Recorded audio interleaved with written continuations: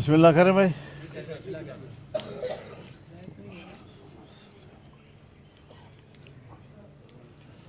بسم اللہ الرحمن الرحیم وصلی اللہ علی النبی الکریم وعلی آلہ وصحبہ وبارک وسلم. جمعیت علماء اسلام پاکستان کی مرکزی مجلس شورا کا 2 روزہ اجلاس 23 اور 24 نومبر کو یہاں اسلام آباد میں ہوا. اس اجلاس میں 27ویں آئینی ترمیم اور بعض ایسے قوانین جو اس دوران پارلیمنٹ میں پیش کیے گئے یا پاس کیے گئے اس پر تفصیلی غور کیا گیا.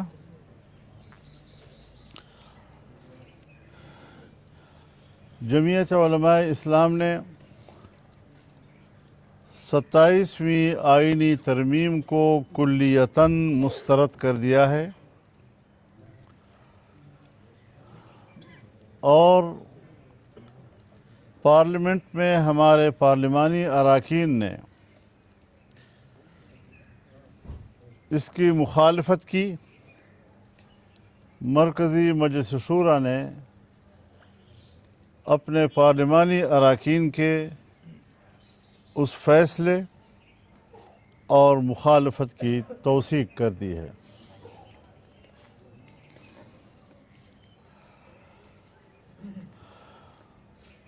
سب سے پہلے بنیادی مسئلے کو دیکھنا ہے کہ 1 سال قبل 26ویں آئینی ترمیم پارلیمنٹ میں لائی گئی اور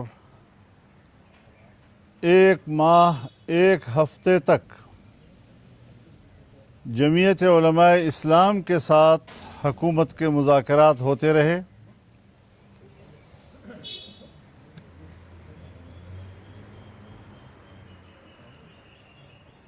پاکستان تحریک انصاف آن بورڈ تھی اور ہم آئینی ترمیم کے حوالے سے ہر پیش رفت سے ان کو آگاہ کرتے رہے، ان کو اعتماد میں لیتے رہے، ان کی تجاویز بھی لیتے رہے اور ان کی تجاویز پر ہم سٹینڈ بھی لیتے رہے اور حکومت کو وہ مطالبات منوانے پر ہم مجبور بھی کرتے رہے. یعنی وہ ترمیم ایک باہمی مشاورت کے مراحل سے گزری اور کہا جا سکتا ہے کہ وہ ترمیم پارلیمنٹ میں متفقہ منظور ہوئی. ہماری یہی کوشش رہی کہ آئین میں کوئی ایسی تبدیلی نہ ہو کہ پاکستان کے آئین کے متفقہ ٹائٹل مجروح ہو جائے. لیکن 27ویں ترمیم کے دوران ان کا فرض تھا کہ وہ اپوزیشن سے مشاورت کرتی یا کم از کم جمعیت علماء اسلام کہ 26ویں ترمیم ہمارے ساتھ ایک عہد و پیمان تھا. انہوں نے ایک فریق کو اس دفعہ مکمل طور پر نظر انداز کیا. نظر انداز کیوں کیا؟ اس کی وجوہ بالکل واضح ہیں کہ انہوں نے جبری طور پر اراکین کو توڑا پارٹیوں سے اور ایک جعلی اکثریت بنائی۔ یہ پارلیمنٹ کی فطری اور طبعی اکثریت نہ تھی، بلکہ یہ 2/3 اکثریت جبری اور جعلی تھی۔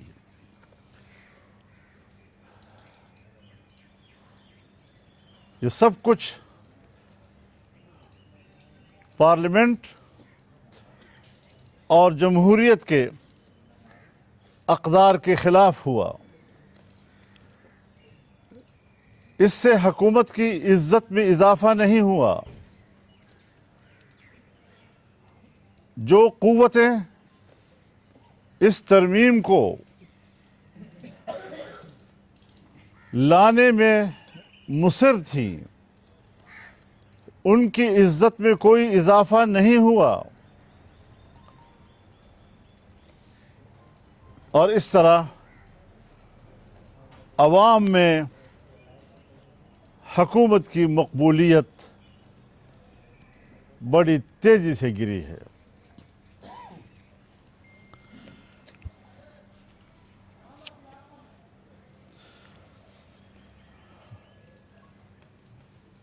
اس 27ویں ترمیم میں جن چیزوں سے حکومت دستبردار ہوئی تھی، 27ویں ترمیم میں انہوں نے اراکین کے ہاتھ مروڑ کر 2/3 اکثریت بنائی، اور 1 سال پہلے جس کو حکومت نے کہا کہ یہ غلط ہے، ہم دستبردار ہوتے ہیں، آج وہ چیزیں کس طرح صحیح ہو گئیں، آج وہ کس طرح آئین کا تقاضا بن گیا، آج وہ کس طرح جمہوری عمل ٹھہر گیا، جبکہ آپ سب جانتے ہیں 26ویں ترمیم پر ہر پاکستانی کو حق ہے کہ وہ اختلاف رائے کرے۔ اگر اس کے ذہن میں اشکال ہے، اگر اس کے ذہن میں ابہام ہے اور وہ عدالت میں جاتا ہے، ہم ان کے اس حق کو سلب نہیں کر سکتے۔ چنانچہ لوگ گئے، خاص طور پر اس ترمیم کا جو عدلیہ سے متعلق تھا، اس پر لوگ کورٹ میں گئے، اور ابھی تک وہ معاملہ کورٹ میں زیر سماعت تھا، اور دوسری ترمیم لا کر اب ایسی پیچیدگیاں پیدا کی گئیں کہ خود عدالت کو بھی سمجھ میں نہیں آ رہا کہ اس کے بارے میں کیا رائے قائم کرے۔ اصولی طور پر جمعیت علماء اسلام آئینی عدالت کے حق میں تھی، لیکن پارلیمان کا اتفاق رائے حاصل کرنے کے لیے ہم نے عدالتی بینچ پر اتفاق کیا تھا۔ یہ تو جب آئین بھی بن رہا تھا تو اس وقت بھی مختلف معاملات پر مختلف پارٹیوں کے موقف مختلف تھے۔ اس وقت بھی پاکستان پیپلز پارٹی کی 2/3 اکثریت تھی، لیکن انہوں نے آئین سازی میں پارلیمنٹ کے اتفاق رائے کو ترجیح دی، چھوٹے صوبوں کو راضی کیا، ان کے اتفاق رائے کے ساتھ آئین بنا، حالانکہ وہاں پر تو کوئی ہارس ٹریڈنگ کی بھی ان کو ضرورت نہ تھی، ایک واضح 2/3 اکثریت تھی، لیکن اپوزیشن کو اعتماد میں لینا، چھوٹے صوبوں کو اعتماد میں لینا، ہر مکتب فکر کو اعتماد میں لے کر آئین بنانا، اس کو ترجیح دی گئی. میں نہیں سمجھتا کہ آج پاکستان پیپلز پارٹی کس طرح ذوالفقار علی بھٹو کے رویوں کے بالکل برعکس، جہاں ان سے توقع تھی کہ جن چیزوں پر انہوں نے 26ویں ترمیم میں اتفاق کیا تھا آج یہاں وہ اس کا راستہ روکیں گے، لیکن وہ راستہ نہیں روک سکے، اور انہوں نے بھی جمہوریت کا نعرہ بلند کرنے کے باوجود جمہوریت کی نفی میں اپنا کردار ادا کیا. ہم ان سے ایک دوستانہ شکوہ ضرور رکھتے ہیں کہ انہوں نے اپنی روایات کو برقرار نہیں رکھا اور ایک غیر جمہوری عمل میں حکومت کا ساتھ دے دیا.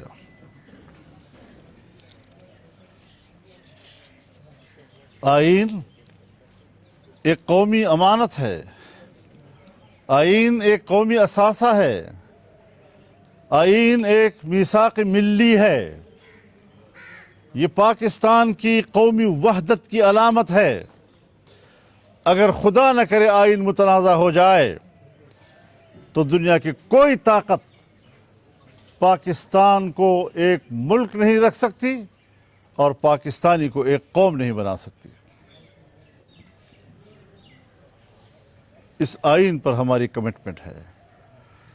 بارہا اس ایوان میں ہم اس آئین کے تحفظ کا حلف اٹھا چکے ہیں.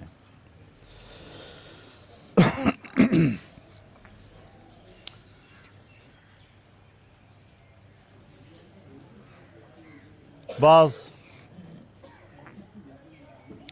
اہل منصب کو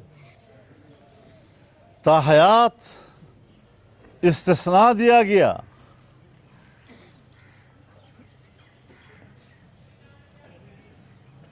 فوجی حکومت میں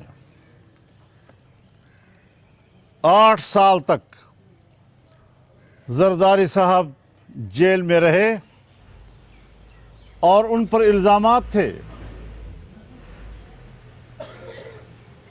زندگی کا ایک لمبا عرصہ انہوں نے ان الزامات کے دباؤ میں گزارا. عدالتوں میں ان کی پیشیاں ہوتی رہیں. آج اسی کو کہا جا رہا ہے کہ تاحیات آپ کے خلاف کوئی مقدمہ درج نہیں ہو سکے گا. میرے ان پر کوئی الزامات نہیں ہیں، لیکن پاکستان کے ادارے، پاکستان کا قانون کیا ان کو 10-15 سال مسلسل عدالتوں میں پیش نہیں کرتا رہا؟ کس بنیاد پر؟ مختلف النوع مقدمات تھے. آج وہ یکدم اس منصب پر فائز ہونے کے بعد ایسا معصوم انسان کا روپ دھار گیا کہ اب تاحیات اس کے بارے میں کوئی مقدمہ ہی درج نہیں ہو سکے گا. اس کے بعد پھر وہ جو کچھ کرے اور جیسا کرے ان کو اتھارٹی دے دی گئی ہے کہ آپ سب کچھ کر سکتے ہیں.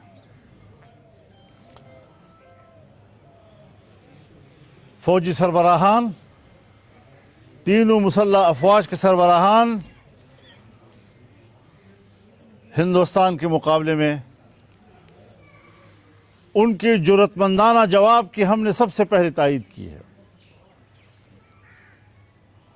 ہم ان کی بہادری پر ان کو خراج تحسین پیش کرتے رہے ہیں، لیکن اس کی پاداش میں اس آئینی ترمیم کے ذریعے ان کو جو تاحیات مراعات دی گئی ہیں، یہ شاید انوکھی قسم کی ایسی مراعات ہیں کہ پاکستان کا جمہوری معاشرہ اس کا بالکل بھی تقاضا نہیں کرتا. میں تو صدر مملکت سے بھی کہنا چاہتا ہوں، میں تینوں مسلح افواج کے سربراہان سے بھی کہنا چاہتا ہوں کہ وہ اس ترمیم کے تحت دیے ہوئے استثناء یا اس ترمیم کے ذریعے دیے ہوئے مراعات ان کو از خود مسترد کر دیں اور کہہ دیں کہ ہم یہ قبول کرنے کے لیے تیار نہیں ہیں۔ ہم ایک وفادار عام شہری کی طرح اور ایک وفادار سپاہی کی طرح سب کے ساتھ برابر کی زندگی گزارنا چاہتے ہیں، ورنہ یہ آئین تو طبقاتی نظام پیدا کرے گا۔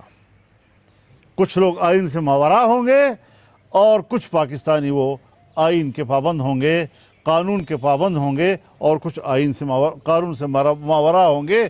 یہ کیا طبقاتی نظام ہے ملک کے اندر؟ مساوات کے نعرے لگانا اور اس کے بالکل تضاد کا قانون پاس کرنا، یہ میرے خیال میں کسی جمہوریت پسند اور نظریاتی شخص یا جماعت کے لیے شائع نشان نہیں ہے۔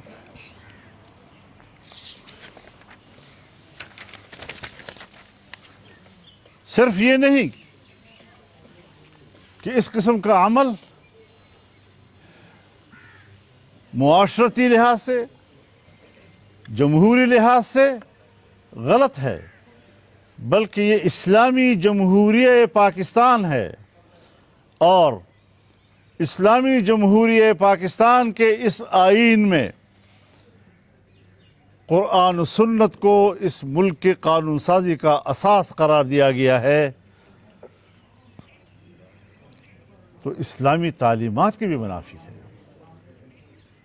اگر خلفائے راشدین وہ عدالت کے سامنے پیش ہو سکتے تھے، عام شہری ان کو عدالت میں لا کر کٹہرے میں کھڑا کر سکتا تھا، ہمارے حکمران خلفائے راشدین سے بھی بلند مرتبے کے ہو گئے ہیں۔ تاریخ اسلام میں اسلامی دنیا کے سربراہان عدالتوں میں لائے گئے، عدالتوں میں پیش ہوئے، عدالت کے فیصلے ان کے بارے میں ہوئے، لیکن یہاں پر مساوات کی باتیں ہو رہی ہیں، قانون کی نظر میں سب برابر ہیں،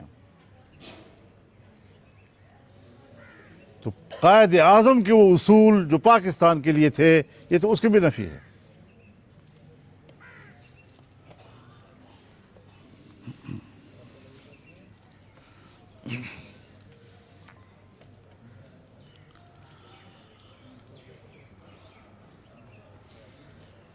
یہاں پر جب آئینی عدالت بنائی گئی، ابھی تک یہ فیصلہ نہیں ہو سکا، اور یہاں ابہام موجود ہے کہ چیف جسٹس آف پاکستان کون کہلائے گا، سپریم کورٹ کے چیف جسٹس یا آئینی عدالت کے چیف جسٹس۔ اور یہ کہ وفاقی شرعی عدالت کہ کسی بھی فیصلے کے خلاف سپریم کورٹ سے وابستہ شریعت اپیلیٹ بینچ موجود ہے، آئینی عدالت کے قیام کی صورت میں اگر شریعت بینچ کا فیصلہ یا شریعت کورٹ کا فیصلہ وہ آئین سے متعلق تھا، تو سپریم کورٹ کہے گا میں تو اس کی سماعت نہیں کر سکتا، اس لیے کہ یہ آئینی مسئلہ ہے، اور آئینی کورٹ کہے گا کہ اس کا دستور میں ہمارے ساتھ کوئی وابستگی نہیں ہے۔ وفاقی شرعی عدالت اور شریعت کی روح سے فیصلے ان کا کیا بنے گا پاکستان میں، ان کے تو مستقبل کا سوچا ہی نہیں کیا۔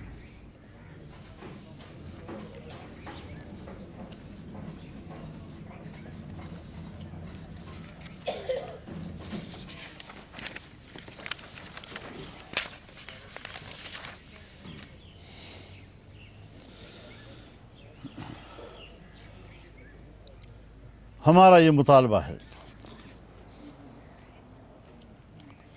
کہ فیڈرل شریعت کورٹ اور سپریم کورٹ شریعت اپیلیٹ بینچ کو فعال بنایا جائے۔ فیڈرل شریعت کورٹ ایک لمبے عرصے سے نامکمل ہے، 2 علماء کرام ان کے مستقل اراکین ہیں، تاکہ شریعت کی روح سے کورٹ کی रहनुमाई कर सकें, लेकिन उन दो जजेस का उलमा की सूरत में आज तक इंतखाब नहीं हो रहा, उनकी नामजदगी नहीं हो रही।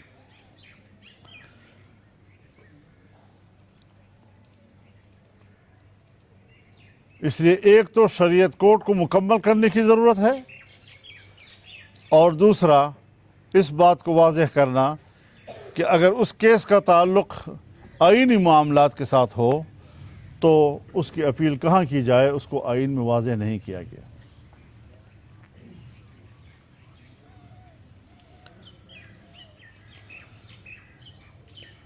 जमीयत उलमा इस्लाम की नज़र में 27वीं आईनी तरमीम से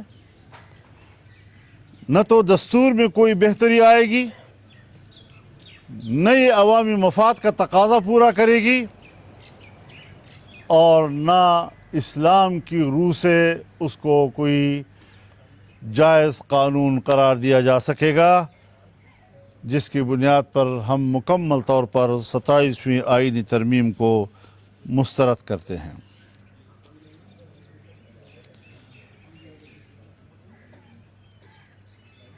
इस पर तो कानूनी माहिरीन भी राय दे रहे हैं कि ख़ास तौर पर अदालतों को हकूमती कंट्रोल में लाना, अगर तो उसमें पार्लियामेंट का रोल है तो पार्लियामेंट के रोल की हद तक तो बेंच में भी हमने उसका इत्तिफाक राय किया था और तरमीम आई थी, लेकिन इसमें मज़ीद जो तब्दीलियाँ की गई हैं उसके बाद हुकूमत उनको हर लिहाज से अपने पंजे में रखना चाहती है, तो आज़ाद अदलिया का तसव्वुर कहाँ रहेगा।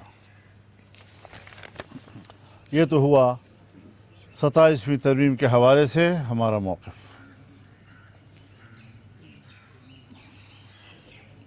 इसके अलावा कुछ कानून साजियाँ हुई हैं।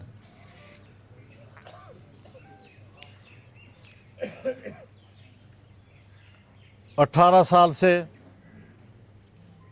कम उम्र के बच्चों और बच्चियों के निकाह के बारे में कानून साजी,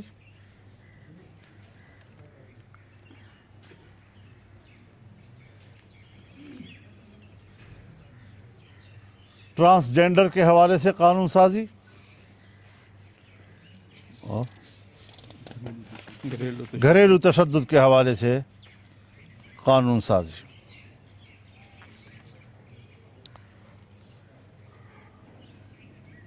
अठारह साल की उम्र से कम को नाबालिग कहना, ये किस शरीयत में है, किस मकतब फ़िक्र ने ये बात की है। और फिर कानून को यहाँ तक सख्त करना कि अगर 18 साल से पहले शादी हुई, निकाह हुआ, तो उसको जिनसी ज़ियादती कहा जाएगा और उसको ज़िना बिल जबर से ताबीर किया जाएगा और उसकी सज़ा दी जाएगी।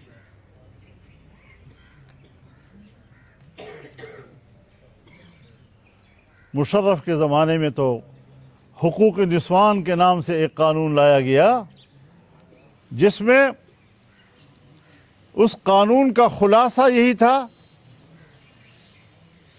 कि ज़िना के मुर्तकिब को सहूलत मुहैया की जाए। इस पाकिस्तान में ज़िना के मुर्तकिब को सहूलत देने का कानून पास किया गया, उसमें भी पाकिस्तान पीपल्स पार्टी ने वोट दिया था, और आज भी जायज़ निकाह के लिए मुश्किलात पैदा की जा रही हैं, उस पर कतगने लगाई जा रही हैं। अब अजीब बात यह है, लतीफ़ा यह है कि 18 साल से पहले निकाह, इसको जिनसी ज़्यादती भी कहा जाएगा, इसको ज़िना बिल जबर भी कहा जाएगा, और अगर उससे औलाद पैदा हो गई तो औलाद जायज़ कहलाएगी। اور اس کے والد کو پابند کیا جائے گا کہ اس کو نہ نفقہ دے اور اس کا خرچہ دے.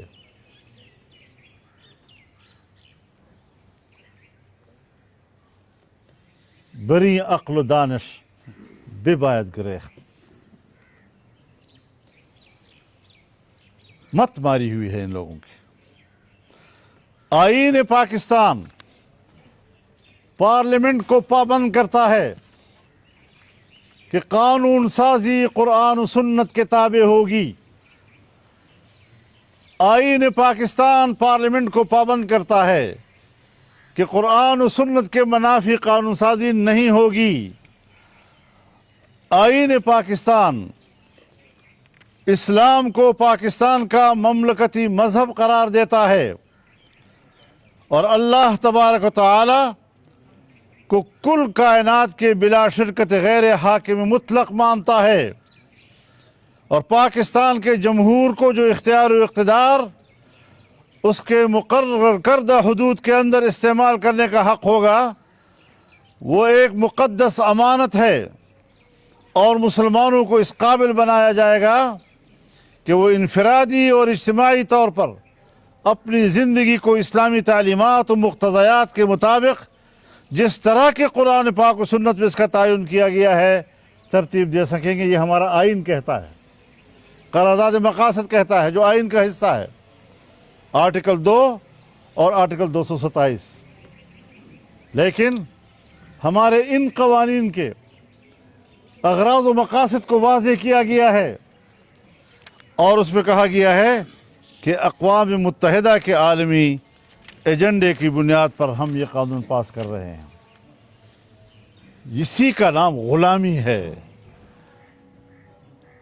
اب وہ دور ختم ہو گیا کہ دنیا کو آپ قانونی بنا لیں، لیکن ترقی پذیر اور پسماندہ ممالک کو غلام بنانے کے لیے عالمی سطح کے ادارے اور عالمی سطح کے معاہدات سیاسی حوالے سے، دفاعی حوالے سے، اقتصادی حوالے سے وہ ہمیں اس طرح غلام بنا رہی ہیں کہ اگر اقوام متحدہ انسانی حقوق کنونشن،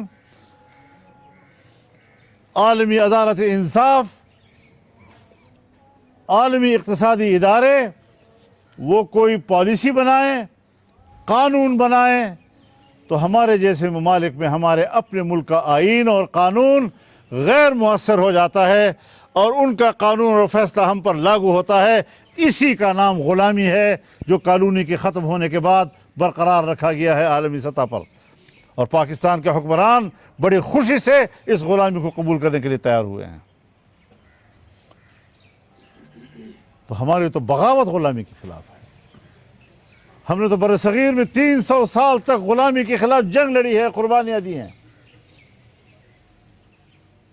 کسی قیمت پر بھی اس طرح کی قانون سازی کو قبول نہیں کیا جا سکتا.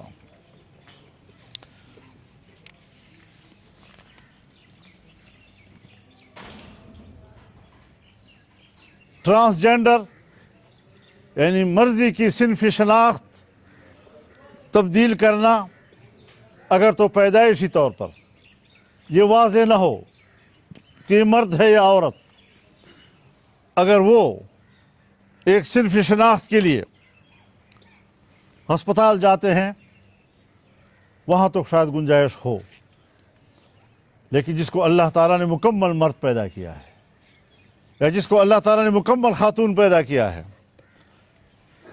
کیا جواز ہے کہ ہم صرف مغرب کی تقلید میں شاید وہاں بھی ان کو اتنی آزادی نہ ہو جو آزادی ہم نے اسلامی جمہوریہ پاکستان میں دی ہے. میاں شہباز شریف سے ہمیں یہ توقع تو نہیں تھی، مسلم لیگ سے ہمیں یہ توقع تو نہیں تھی کہ وہ اس حد تک جائے گی. ہم تو سمجھے تھے کہ یہ وہ مسلم لیگ نہیں جو انگریز کی وفادار تھی. ہم تو یہ سمجھ رہے تھے کہ اب یہ پاکستانی مسلم لیگ ہے، لیکن ان کے اندر آج بھی غلامی کے دور کے جراثیم زندہ ہیں، اور جس کے مظاہر آج ہم اس وقت اس جماعت کے اندر دیکھ رہے ہیں. ہمیں توقع نہیں تھی ان سے. اس سلسلے میں ایک اور بات کا بھی اضافہ کروں کہ دینی مدارس کے حوالے سے جو رجسٹریشن کا قانون پاس ہوا تھا نہ اس پر ابھی تک کوئی عمل ہو رہا ہے.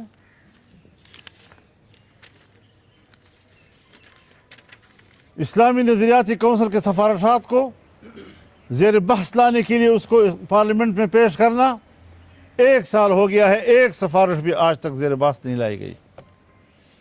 یعنی عمل درآمد یا ہے نہیں یا نیت اور ارادے اس کے برعکس ہیں. وہ دینی مدارس کے ساتھ بھی اور اس کے ساتھ اس کے حوالے سے ہونے والے قانون سازی کے ساتھ بھی اور اپنے کیے ہوئے قانون سازی کے ساتھ بھی منافقت کر رہے ہیں, اور وہ اسلامی نظریاتی کونسل کے سفارشات کے ساتھ بھی منافقت کر رہے ہیں. ان کو سیدھی راہ لینی چاہیے. حکمران پر آئین کی پیروی بہت لازم ہے. عام شہری سے غلطی ہو جاتی ہے, لیکن حکمران وہ اپنے آپ کو قانون و آئین سے ماورا نہ سمجھے. ہم اس سلسلے میں اتحاد مدارس دینیہ, وفاق المدارس العربیہ اور تمام مکاتب فکر سے رابطہ کر رہے ہیں, اور انشاءاللہ پورے ملک میں سیمینارز منعقد کیے جائیں گے. ایک احتجاجی سلسلہ اس حوالے سے شروع کیا جائے گا اور اس کا شیڈول ان کی مشاورت کے بعد طے کر لیا جائے گا انشاءاللہ. تو یہ ہمارا ان حالات پر موقف ہے. ایک گزارش باری باری اگر بات کریں گے تو سب کی ہو جائے گی. کامرس کا مدعا ہے, کیا ہم یہ سمجھیں کہ اس وقت جے یو آئی دوبارہ اس پوائنٹ پہ آ گئی ہے کہ تمام دینی سیاسی جماعتوں کو اکٹھا کرے اور تمام میں گزارش کروں یہ میں نے اپنی رائے نہیں دی آپ کو, یہ مرکزی مجلس شورا کی رائے ہے, اور میرے خیال میں اس کو سوال جواب میں گڑبڑ نہیں کرنا چاہیے. اس کو اسی طریقے سے پبلش کر لینا چاہیے جس طریقے سے میں نے آپ کی خدمت میں عرض کیا ہے. مولانا صاحب 29 تاریخ مطلب نوٹیفیکیشن کی بھی بات ہو رہی ہے, فیلڈ مارشل وظیفہ پرویز صاحب کی. کیا مرکزی مجلس شورا میں اسی چیز پہ بھی بات ہوئی ہے؟ کیا نوٹیفیکیشن جاری کرنا چاہیے یا مطلب مزید 5 سال ملنے چاہیے؟ حضرت, جس چیز کو ایک خاص شخص کے لیے مراعات کہا جائے اور زمرے میں تصور کیا جائے, اس سے ملک کو محفوظ رکھنا چاہیے. ہم اپنی فوج کی احترام کرتے ہیں. حافظ صاحب ہمارے لیے محترم ہیں, ہندوستان کے مقابلے میں انہوں نے بھرپور کردار ادا کیا ہے. ہمیں ان کی اس کارکردگی سے کوئی جھگڑا نہیں ہے, لیکن ملک کے اندر ایسی نئی روایات نہ ڈالی جائیں کہ جس میں تفریق آئے شہریوں کے درمیان اور قانون کی نظر میں ایک اور طرح اور دوسرا اور طرح نظر آئے. مولانا صاحب 27ویں آئینی ترمیم پاس ہوئی, اس پہ آپ نے تنقید کی, لیکن اسی ترمیم کو پاس کرنے کے لیے ایک سینیٹر آپ کے پارٹی کے انہوں نے ووٹ دیا اور تو ہم نے نکال دیا, اس کو ختم ہو گیا. ہاں مولانا صاحب یہ بتائیں 27ویں آئینی ترمیم کے یہ جو خدشات ہیں آپ سے وقتاً فوقتاً سیاسی جماعتیں حکومتیں ملتی رہی اور تبادلہ خیال ہوتا رہا, آپ نے منظوری سے قبل اس پر کوئی جملہ نہیں رہا.